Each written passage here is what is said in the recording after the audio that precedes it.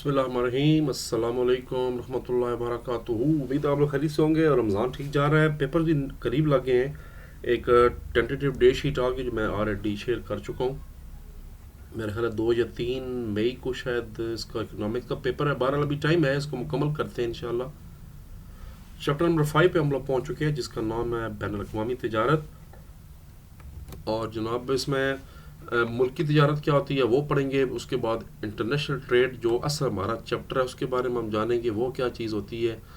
और अमलीन पैदाइश की दस्तयाबी क्या चीज़ है, महारत है, स्पेशलाइजेशन के बारे में पढ़ेंगे, तखसीस कार इसका। इसके अलावा इसमें इंपोर्ट्स पढ़ेंगे, कौन चीज़ें इंपोर्ट्स की जाती हैं, कौन सी चीज़ें पाकिस्तान बाज से एक्सपोर्ट करता है। फिर सबसे अहम चीज़ में हम लोग सरप्लस गुड्स पढ़ेंगे।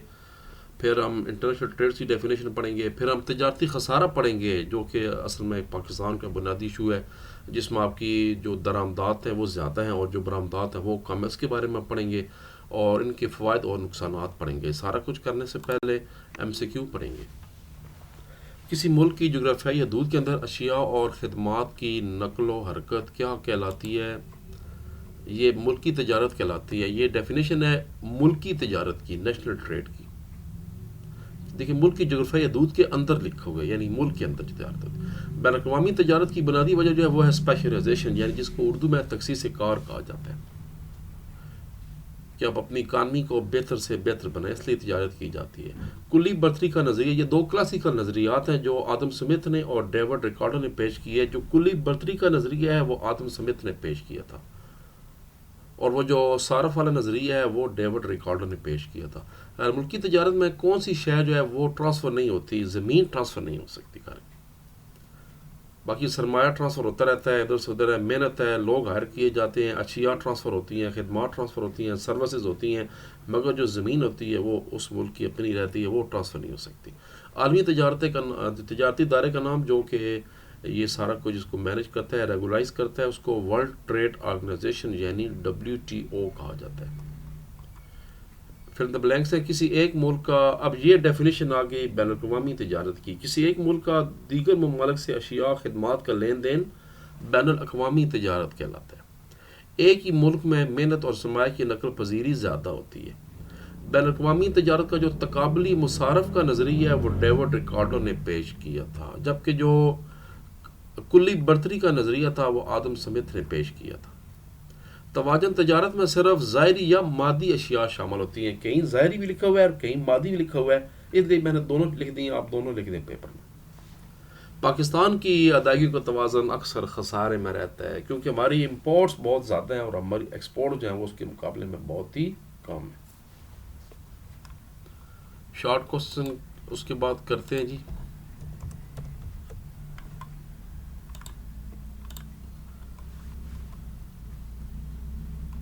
पहला शॉर्ट क्वेश्चन है बैनुल-अक़वामी तिजारत से क्या मुराद है? ये भी पेज 86 पे ही है। और अगला जो टॉपिक है मुल्की तिजारत की तारीफ करें, ये भी पेज 86 पे ही है। तो पहले तो इन दोनों का बंदोबस्त करते हैं, फिर अगले चलते हैं।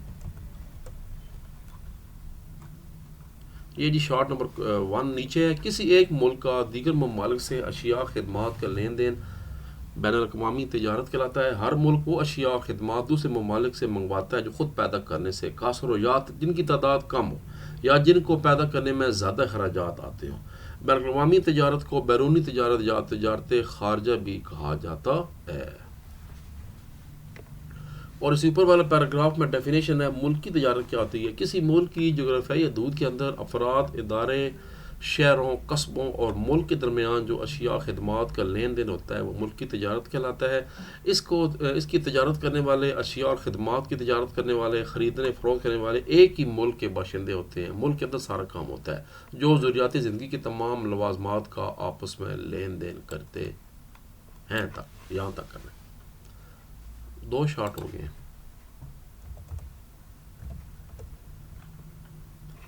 यक्स हिसाब रवां और हिसाब सरमाया में फ़र्क बयान करें। Page number 99 and 100। हिसाब रवां, हिसाब सरमाया।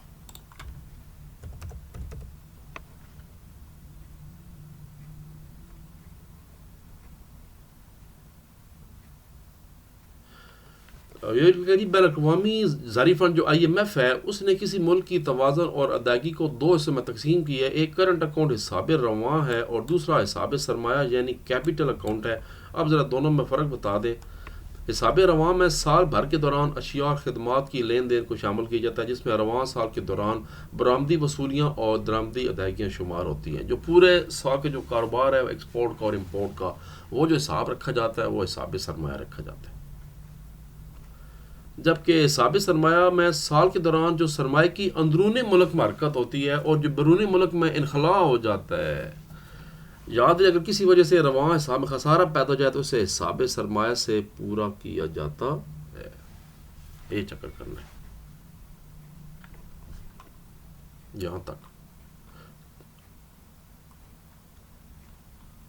مزید مگر اضافہ کرنا چاہیں تو دو اگزامپل دے دیں. جیسے مری اشیاء کی درآمدات برآمدات ہو گئیں, تحائف گرانٹ ہو گئے, اس کی جو آپ سامان جنگ کی جو ہم لوگ ڈیفینس پہ اخراجات کرتے ہیں وہ ہو گئے, اسلحہ منگواتے ہیں, یا جو غیر ملکی قرضے وغیرہ ہوتے ہیں یا گرانٹیں ہوتی ہیں, سرمایہ کاری ہوتی ہے باہر سے, یا جیسے آپ کو پتہ کچھ عرصے کے لیے ایک دفعہ سعودی عربیہ نے بھی اور یو اے ای نے بھی ہمارے پاس کچھ پیسے رکھوا دیے تھے اسٹیٹ بینک کے پاس. تو یہ جو اس طرح کی چیزیں ہیں یہ حساب سرمایہ ہوتا ہے.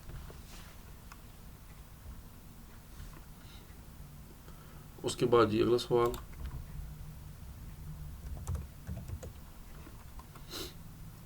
یکساں مبادلہ سے کیا مراد ہے؟ Page number 87.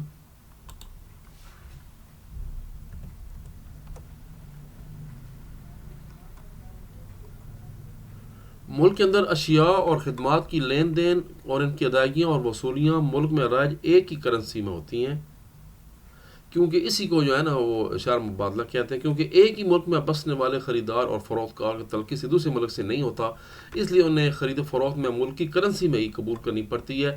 لیکن اس کے مقابلے میں جو مختلف ممالک میں کرنسی ہوتی ہیں ڈالر, پاؤنڈ, یورو, ریال, رنگیٹ, ین, دینار وغیرہ رائج ہیں. اس لیے جو بین الاقوامی آپ نے جب تبادلہ کرنا ہے تو پھر وہ ملکی کرنسی کے بجائے دوسرے ملک کرنسی سے کرنا پڑتا ہے. تو اس میں دونوں چیزیں کور ہوگی. یعنی لوکل جو آپ تجارت کریں گے اس کی جو تجارت ہے خرید و فروخت ہے وہ لوکل کرنسی میں کریں گے, اسی کو جو ہے نا وہ شرح تبادلہ کہتے ہیں. جبکہ جو آپ باہر جا کے کریں گے اس میں پھر جو کرنسی ہیں وہ چینج ہو جائیں گی. اگر آپ نے یورپ کے ساتھ معاہدے کرنے تو پھر یورو میں کرنے پڑیں گے. امریکہ کے ساتھ کچھ چیزیں منگوانی تو امریکن ڈالر میں پے کرنا پڑے گا, وہ دوسری چیز ہو جاتی ہے. وہ اس میں پھر شرح مبادلہ یعنی ایکسچینج ریٹ کا مسئلہ بھی پیدا ہو جاتا ہے. اس کے علاوہ اس کتاب پہ اس کی ڈیفینیشن مزید کوئی نہیں لکھی ہوئی. اگر آپ چاہیں تو اس کو چیٹ جی پی ٹی یا کسی اور جگہ سے ڈائریکٹ ڈیفینیشن بھی کر سکتے ہیں, جمنی سے بھی کر سکتے ہیں. میں نے کی تھی پھر میں نے کہا چلیں کتاب سے میں آپ کو نشان لگواتا ہوں, تو یہ بھی نشان ٹھیک چل گئے.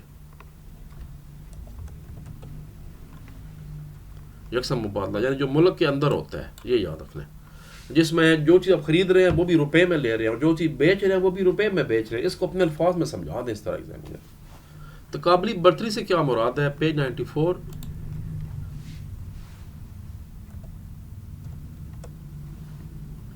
یہ وہی اس کا جو ہے نا وہ تقابلی نظریہ جو ہے یہ ڈیوڈ ریکارڈو کا نظریہ ہے. تقابلی برتری یا تقابلی مصارف کا نظریہ یہ ڈیوڈ ریکارڈو نے پیش کیا. اس کے مطابق تجارت میں شریک دونوں ممالک میں سے اگر ایک ملک دوسرے ملک کے مقابلے میں سستی اشیاء تیار کرنے کی صلاحیت رکھتا ہو تو پھر بھی اسے دونوں چیزیں تیار نہیں کرنی چاہیے بلکہ اس کو دونوں میں سے کوئی ایک چیز چوز کر لینی چاہیے تاکہ اس میں وہ اسپیشلائز تخصیص کار حاصل کر لے اور پھر اسی کا بول بالا ہو جائے. اس کو تقابلی برتری جس میں زیادہ ہو وہ کرنی چاہیے.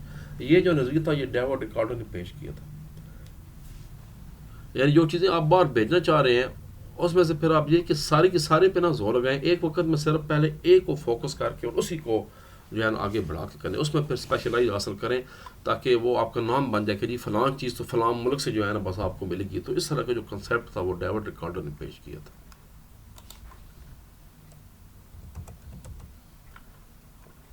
توازن ادائیگی سے کیا مراد ہے؟ Page number 99.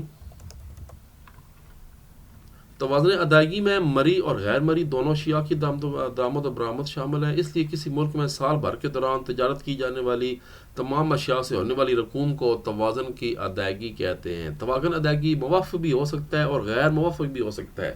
آپ کو میں نے بتایا اگر آپ چیزیں باہر سے کم اگر آپ سے چیزیں کم لے رہے ہیں اور زیادہ بیچ رہے ہیں، برآمدات زیادہ ہیں، تو جو تجارت ہے وہ آپ کے موافق آپ کے لیے فائدہ مند ہوگی.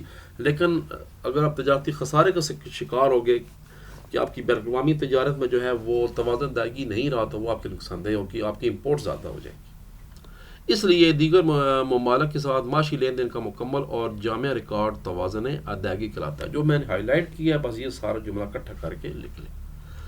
اچھا، اس میں مخصوص نہیں پوچھا گیا تھا کہ پروفیسر کینڈل برگر کی تعریف بتائیں یا KFC برگر کی تعریف بتائیں، یہ نہیں پوچھا گیا تھا.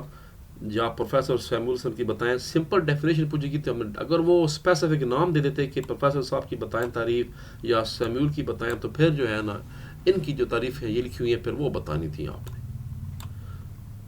تو ایکسٹرا سوال بھی یعنی پوچھا جا سکتا ہے، اس کے لیے تیار ہو جائیں. یہ دونوں ڈیفینیشن بھی ساتھ ہی یاد کر لیں. تو جناب یہ تھے ہمارے شارٹ کوسچن، اور اب میرا خیال ہے ہمارے لانگ کوسچن،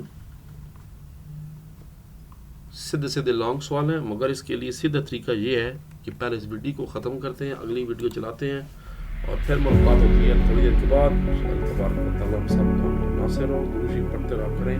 پاکستان زندہ